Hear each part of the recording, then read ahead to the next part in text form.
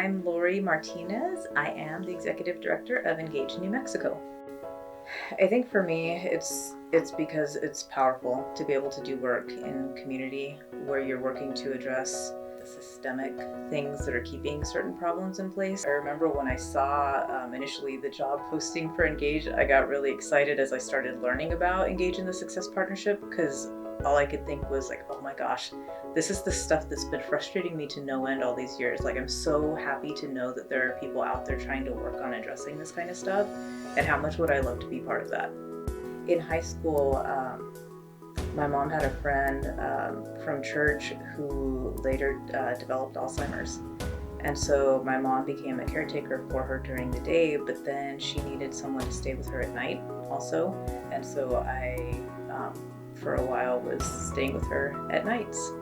I think experiences like that are really important because they help you to understand and just really have compassion for where people are at in their lives. So that was definitely one of the most interesting jobs. I ask myself that a lot. I try and ask myself a lot, am I spending my time on the right things? And so that for me is the constant struggle in terms of balancing. But in terms of life and career, I try to remember my values, like what's most important to me, my daughter, my family, my friends, my relationships. With work, it also helps that I get to work with some really great people. So that means that the work more often than not is energizing. Then try and leave room for fun. The ones that come up the most often are the Princess Bride. No more rhymes, I mean it. Anybody want a peanut? So it's stuff like that. Not deep at all, but fun.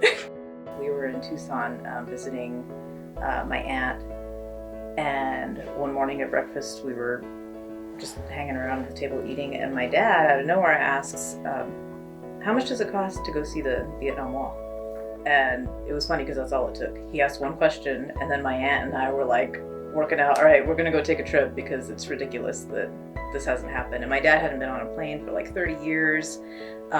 We just happened to be flying out there on Armed Forces Day. My dad was wearing a Vietnam veteran's hat, and so the stewardess noticed and she saluted him.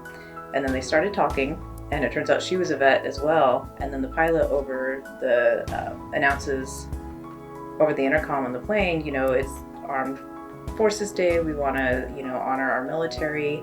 And then he called out my dad by name, and the whole plane cheered. But my dad, while we were talking over dinner, said that that was the most acknowledgement he had ever received for serving. That blew my mind. I don't think people understand how much Vietnam veterans were vilified when they came home. That was amazing to me that we got to make those memories, and we had a lot of fun. We went all over the place. And my daughter, that was the most time she ever got to spend with her grandpa Lucas, so it was a really, really meaningful. If it's food, it's tiramisu, right? If it's like experiences, just about anything outdoors. So yeah, I don't know, context for me is important for that one. Probably that, so I'm adopted, but I was adopted from within my family. And so my dad, who I was just telling you about, he's my adoptive dad. His sister, his younger sister, is my biological mom. He and his wife, my adoptive mom, they couldn't have kids. And so they adopted me. But I also have a sister who was adopted the same way. She's older than me, Lisa, and she was adopted the same way from within the family, but on my adoptive mom's side of the family. And then when I turned 7, my parents adopted 3 more kids from CYFD. So altogether I have 6 siblings, 4 of whom are adopted, and then I have a full blood brother and a half brother, and I'm somewhere in the middle of all of that. So yeah, you need a flow chart to understand my family. Probably flying. I went skydiving. One of my bucket list things was to go skydiving. So for my 30th birthday, I went skydiving, and there's the terror of just free falling, right? But then after that, once the parachute deploys, you just get to be a bird all the way back down, and it's amazing. It's so much. There's nothing like it. The fun thing, because we're working on a children's museum, so put a lot of money towards the children's museum. Gosh darn it, this thing's gonna happen.